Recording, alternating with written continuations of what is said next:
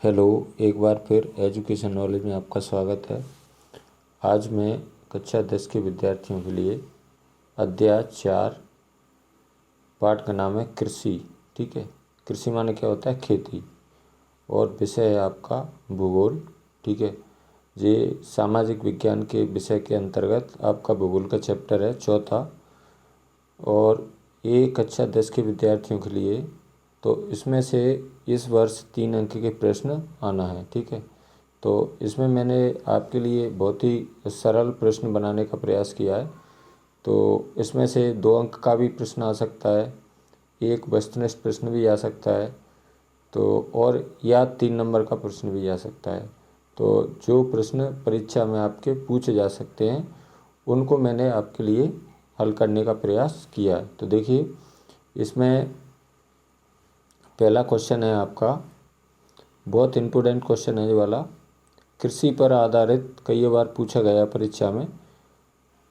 कृषि माने क्या होता है? खेती पर आधारित 2 उद्योगों के नाम लिखिए। तो कोई भी खेती पर, कृषि पर आधारित उद्योगों के नाम आपको लिखना है। तो ठीक है, कौन कौन से उद्योग होते हैं कृषि पर आधारित?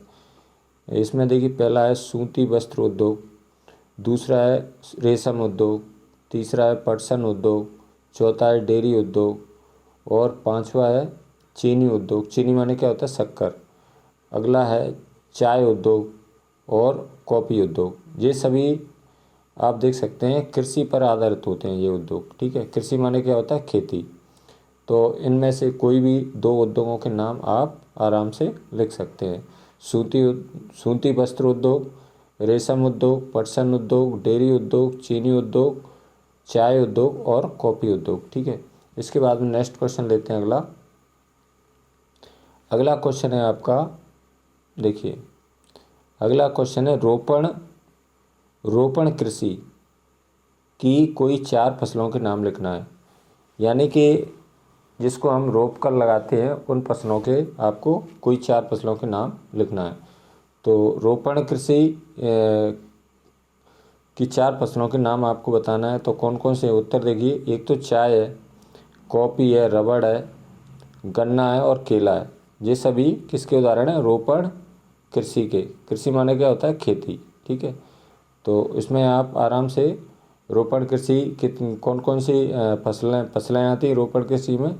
चाय है, कॉफ़ी है, रबड़ है, धान है, गन्ना है, धान है। ठीक है, अब इसके बाद में अगला क्वेश्चन है आपका, ये भी अच्छा क्वेश्चन है।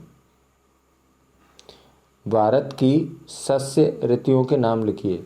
ठीक है, तो भारत की 3 शस्य ऋतुएं हैं। कौन कौन सी हैं? एक तो रबी और खरीफ और जायद। ठीक है, ये फसलें हैं। एक तो रबी की फसलें होती हैं, एक खरीफ की फसलें होती हैं और जायद की फसलें होती हैं।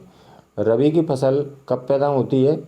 आप देख सकते हैं, खरीफ की फसल बरसात के मौसम में बोई जाती है। इसके बाद में खरीफ के बाद में रबी की फसल बोई जाती है, ये शरद ऋतु में बोई जाती है। और इसके बाद में जायद की फसलें बोई जाती हैं। तो शस्य ऋतुएं बताना है। तो शस्य ऋतुएं भारत में कितनी होती हैं? 3 होती हैं। कौन कौन सी होती हैं? एक तो रबी और दूसरा होता है खरीफ और तीसरा होता है जायद। ठीक है, अब नेक्स्ट क्वेश्चन है अगला, ये भी अच्छा क्वेश्चन है, सभी अच्छे क्वेश्चन है इसमें। अगला क्वेश्चन देखिए, कृषि के प्रमुख प्रकारों को लिखिए। ठीक है, तो कृषि के प्रकार लिखना है आपको। तो उत्तर देखिए, कृषि के 3 प्रकार हैं। कौन कौन सी कृषि होती है? एक तो प्रारंभिक जीविका कृषि, जीविका निर्वाह कृषि। ठीक है, और दूसरी होती है गहन कृषि, गहन जीविका कृषि, और तीसरी है वाणिज्यिक कृषि। तो इसमें कौन कौन सी कृषि होती है? कृषि माने क्या होता है? खेती। एक तो होती है प्रारंभिक जीविका निर्वाह कृषि, दूसरी है गहन जीविका कृषि और तीसरी है वाणिज्यिक कृषि। ठीक है, अब इसके बाद में नेक्स्ट क्वेश्चन देखते हैं अगला। देखिए, अगला क्वेश्चन बहुत महत्वपूर्ण है। भारत की प्रमुख खाद्यान्न फसलों के नाम लिखिए। यानी जिनको हम खाद्यान्न फसलें क्या होती हैं? जिनको हम खाने के रूप में उपयोग करते हैं। ठीक है, कौन कौन सी फसलों का खाने के रूप में हम प्रयोग करते हैं? एक तो सबसे ज़्यादा भारत में चावल खाद्यान्न फसल है, इसके बाद में गेहूँ है, फिर ज्वार, बाजरा, मक्का, चना, अरहर आदि। इन फसलों का हम खाने के रूप में यानी खाद्यान्न के रूप में उपयोग करते हैं। कौन कौन सी है? आप वो सभी परिचित होंगे।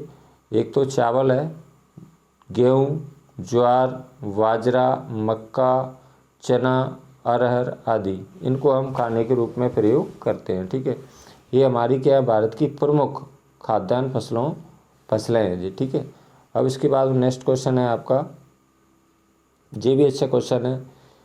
अगला क्वेश्चन देखिए, रबी और खरीफ फसलों के चार उदाहरण या फसलों के नाम लिखिए। यानी 4 आपको रबी की फसलों के नाम लिखना है और 4 ही आपको खरीफ की फसलों के नाम लिखना है। तो देखिए, सबसे पहले रबी की फसलें देख लेते हैं कौन कौन सी होती हैं। रबी की फसलें कब बोई जाती हैं, आप देख सकते हैं रबी की फसलें अक्टूबर से दिसंबर के मध्य बोई जाती हैं। तो इनमें कौन कौन सी फसलें हैं, गेहूँ है, जौ है, जौ माने क्या होता है, बेजर, चना, मटर, सरसों, जी सब कई की फसलें रबी की फसलें। अब आपको खरीफ की फसलें कौन कौन सी हैं वो देख लेते हैं। चावल है, मक्का है। रबी खरीफ की फसलों कब बोते हैं हम, जब हमारी वर्षा प्रारंभ होती है तभी इनको हम बोया जाता है। चावल, मक्का, ज्वार, बाजरा, तुअर माने क्या होता है, अरहर, मूंग, उड़द, कपास, जूट, मूंगफली और सोयाबीन, ये सब काई की फसलें हैं, ये आपकी खरीफ की फसलें हैं। ठीक है, अब इसके बाद में नेक्स्ट क्वेश्चन है नीचे देखिए, ये सभी क्वेश्चन अच्छे हैं। इसमें प्रारंभिक जीविका निर्वाह कृषि की 2 विशेषताएं लिखिए। यानी प्रारंभिक जीविका कृषि क्या होती है उसकी आपको विशेषताएं बताना है।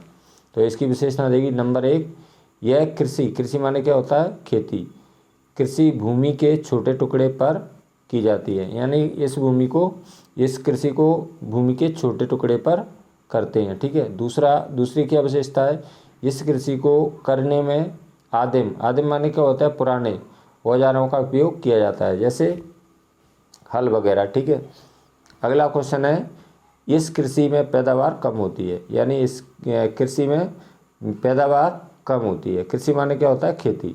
अब इसके बाद में अगला क्वेश्चन है आपका, ये आ सकता है परीक्षा में, स्थानांतरित कृषि, बहुत इंपॉर्टेंट क्वेश्चन है, से क्या तात्पर्य है। स्थानांतरित कृषि क्या होती है उसके बारे में आपको बताना है। तो इसमें देखिए यहाँ से उत्तर, यह कर्तन दहन प्रणाली कृषि है। कर्तन माने क्या होता है, काटना। ठीक है, और दहन माने क्या होता है, आग लगा देना। तो इसमें इसके करने के लिए क्या करते हैं, किसान एक टुकड़े को साफ करता है, यानी कि काटता है पेड़ों को, उसके बाद में उसमें आग लगा देता है। ठीक है, तो यह कर्तन दहन प्रणाली कृषि है। किसान जमीन के टुकड़े साफ करके उन पर अपने परिवार के भरण पोषण के लिए अनाज व अन्य खाद्य फसलें उगाते हैं। खाद्य फसलें क्या होती हैं, जिनको हम खाने के रूप में उपयोग करते हैं। जब मृदा की उर्वरता कम हो जाती है तो किसान उस भूमि के टुकड़े से स्थानांतरित हो जाते हैं। यानी उस भूमि के टुकड़े को छोड़ जाते हैं। ठीक है, स्थानांतरित हो जाना माने क्या होता है, छोड़ जाना। और कृषि के लिए भूमि का दूसरा टुकड़ा साफ करते हैं। इस प्रकार की कृषि को स्थानांतरित कृषि कहते हैं। इसको कहीं हम झूमिंग कृषि कहते हैं, कहीं दहिया कहते हैं। मध्य प्रदेश में इसको दहिया और बेवर के नाम से जाना जाता है।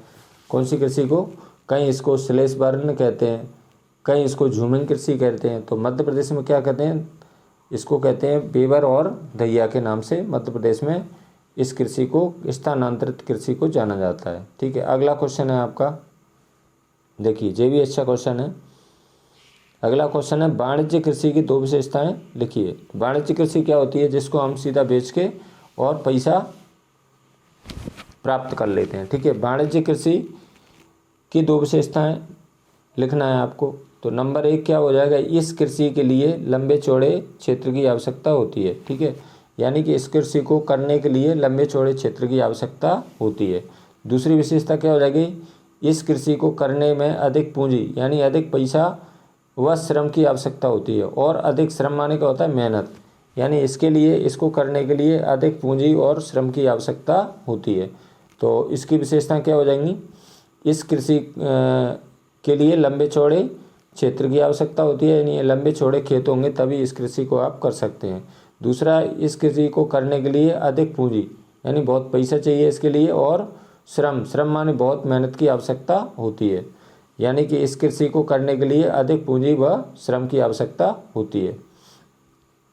अब अगला क्वेश्चन है आपका, अगला क्वेश्चन देखिए, कृषि का राष्ट्रीय अर्थव्यवस्था में कोई 2 योगदान लिखिए। तो क्या क्या योगदान है इसके? कृषि भारतीय अर्थव्यवस्था की रीढ़ की हड्डी है, जैसे अपनी हमारे शरीर की रीढ़ की हड्डी होती है, उसी प्रकार भारतीय कृषि अर्थव्यवस्था की क्या है? रीढ़ की हड्डी है। ठीक है। अगला एक पॉइंट है इसमें, पहला, भारतीय कृषि लगभग 72% जनसंख्या के लिए रोजगार और आजीविका का साधन है, यानी कि हमारे जो देश के लोग हैं, यानी 52% जनसंख्या कृषि कार्य में लगी हुई है। ठीक है। और ये क्या करती है? हमारे लिए रोजगार उपलब्ध कराती है और जीविका का साधन है। नंबर 2, भारतीय कृषि से उद्योगों के लिए कच्चा माल प्राप्त होता है। ठीक है। यानी भारतीय कृषि से उद्योगों के लिए क्या मिलता है? कच्चा माल मिलता है। जैसे गन्ना कच्चा माल है, इससे क्या बनती है? शक्कर बनती है। ठीक है। अब इसके बाद में अगला क्वेश्चन है आपके लिए बहुत वेरी वेरी इंपॉर्टेंट, ये आपका 3 नंबर में भी आ सकता है, 2 में भी आ सकता है, तो इसको देख लेते हैं। खरीफ एवं रबी की फसलों के में 2 अंतर लिखना है। ठीक है। तो खरीफ एवं रबी फसलों में कोई 2 अंतर, यानी 2 अंतर, 2 नंबर में आ रहा है तो 2 अंतर लिखना है, 3 नंबर में आ रहा है तो 3 अंतर लिखना है। तो देखिए इसका नंबर 1 है, खरीफ की फसलें जून जुलाई में, आप देख सकते हैं खरीफ की फसलें कब बोते हैं? हम जून जुलाई में। जैसी वर्षा प्रारंभ हो जाती है तो इन फसलों की हम बुवाई चालू कर देते हैं, बोई जाती हैं और सितंबर से अक्टूबर के मध्य काट ली जाती हैं। ठीक है। इनका बोने का समय क्या है? जून जुलाई, और काटने का समय सितंबर से अक्टूबर में काट ली जाती हैं। जबकि रबी की फसलें अक्टूबर से दिसंबर के मध्य बोई जाती हैं। इनको कब बोते हैं? अक्टूबर से दिसंबर के मध्य बोई जाती हैं और अप्रैल से जून के मध्य काट ली जाती हैं। यानी कि सीधी सीधी बात है, जो खरीफ की फसलें होती हैं वो जून जुलाई में बोई जाती हैं और सितंबर अक्टूबर में काट ली जाती हैं, और रबी की फसलें अक्टूबर से दिसंबर के मध्य बोई जाती हैं और अप्रैल से जून के मध्य इनको काट लिया जाता है। ठीक है। एक अंतर हो गया। अगला पॉइंट है दूसरा, खरीफ की फसलों की पैदावार कम होती है, यानी इनमें जो खरीफ की फसलें होती हैं वो उनकी पैदावार क्या है? कम होती है, जबकि रबी की फसलों की पैदावार अधिक होती है। अगला पॉइंट है इसमें 3 नंबर, खरीफ की फसलें वर्षा पर निर्भर रहती हैं, यानी कि खरीफ की फसलें होती हैं वो काय पे? वर्षा पर निर्भर रहती हैं, जबकि रबी की फसलें सिंचाई पर निर्भर रहती हैं। यानी रबी की फसलों को करने के लिए क्या करना पड़ता है? हमें सिंचाई के साधन उपलब्ध होना चाहिए, तभी इनको हम कर सकते हैं।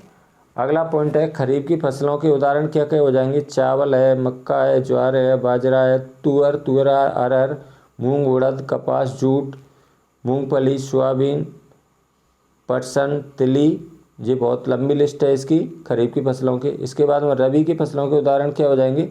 गेहूँ, जौ, मटर, चना, सरसों आदि। अब इनको हम ट्रिक के माध्यम से कैसे याद कर सकते हैं? बहुत वेरी वेरी इंपॉर्टेंट क्वेश्चन है ये वाला।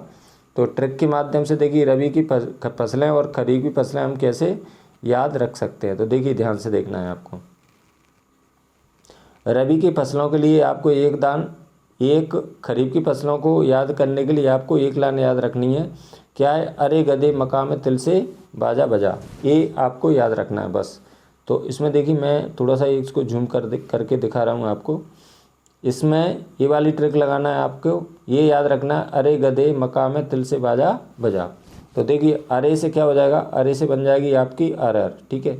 और गा से क्या बन जाएगा आपको? गा से क्या बन जाएगा? गन्ना। ठीक है। दे से क्या हो जाएगा? दे से हो जाएगा आपका धान। और माँ से क्या हो जाएगा? आप देख सकते हैं माँ से क्या हो जाएगा? माँ से हो जाएगा मक्का। ठीक है। का से क्या हो जाएगा? का से हो जाएगा कपास। ठीक है। मैं से क्या हो जाएगा? मैं से हो जाएगा मूंगफली। तिल पूरा लेंगे आप, तिल से क्या होगा आपका? तिल से तिली हो जाएगा। से क्या हो जाएगा आपका? से हो जाएगा सोयाबीन। जे वाले बा से हो जाएगा आपका बाजरा, और जा से हो जाएगा आपका ज्वार। ठीक है। और जे बजा इसमें क्या है? साइलेंट रहेगा। तो आपको एक लाइन याद रखना है इसके ट्रिक के लिए। ठीक है। मैं बता देता हूँ एक बार फिर, इसको और झूम करके बता रहा हूँ मैं आपको, इससे आप क्लियर आपकी समझ में आ जाए। देखिए अरे से हो जाएगा अरहर, गा से हो जाएगा गन्ना, दे से हो जाएगा धान, मा से हो जाएगा मक्का, का से हो जाएगा कपास, मैं से हो जाएगा मूंगफली, तिल पूरा लेंगे आप, तिल से तिली हो जाएगा, से हो जाएगा सोयाबीन, बा से हो जाएगा बाजरा और जा से हो जाएगा ज्वार। तो इस प्रकार आप इसको याद रख सकते हैं। और बजा क्या रहेगा इसमें, साइलेंट रहेगा। ठीक है, अब इसके बाद में अगला है पॉइंट आपका रबी की फसलों को ऐसे कैसे याद रखेंगे ट्रिक से। तो देखिए रबी की फसलें, रवि आज सच में गेम खेला। ठीक है, तो इसमें आपको रवि रा क्या रहेगा, इसमें साइलेंट रहेगा। ठीक है, इससे कोई फसल का नाम नहीं बनेगा। बा से क्या बन जाएगा, बी से बन जाएगा बरसीम, आप देख सकते हैं। आ से क्या हो जाएगा, आ से हो जाएगा आलू। जा से क्या हो जाएगा, जा से हो जाएगा जौ। और सा से क्या हो जाएगा, सा से हो जाएगा सरसों। ठीक है, और चा से क्या हो जाएगा, चा से हो जाएगा चना। मैं से क्या हो जाएगा, मैं से हो जाएगा मसूर। और गे से क्या हो जाएगा, गे से हो जाएगा गेहूँ। और माँ से क्या हो जाएगा, माँ से हो जाएगा मटर। और केला इसमें क्या साइलेंट रहेगा। तो इसको भी मैं झूम करके आपको दिखा देता हूँ। ठीक है, इससे क्या बन सकती हैं फसलों के नाम। देखिए राइस में साइलेंट रहेगा जी वाला, बा से हो जाएगा बरसीम। ठीक है, आ से क्या हो जाएगा, आ से आलू हो जाएगा, जा से जौ हो जाएगा, और सा से सरसों हो जाएगा, चा से चना हो जाएगा, मैं से मसूर हो जाएगा, गे से गेहूँ हो जाएगा, और माँ से मटर हो जाएगा। और खीला इसमें क्या रहेगा, साइलेंट रहेगा। तो इस प्रकार इस ट्रिक के माध्यम से भी आप इन फसलों के नाम, रबी और खरीफ की फसलों के नाम याद रख सकते हैं। तो मुझे आशा है यह वीडियो आपको ज़रूर पसंद आएगी। यदि आपको यह वीडियो अच्छी लगी हो तो लाइक करें, अपने मित्रों के साथ शेयर करें। और यदि आप मेरे चैनल को पहली बार देख रहे हैं तो प्लीज़ चैनल को सब्सक्राइब ज़रूर करें। आपके सहयोग की कामना करता हूं। तब तक के लिए धन्यवाद। सभी को प्रणाम। थैंक्स।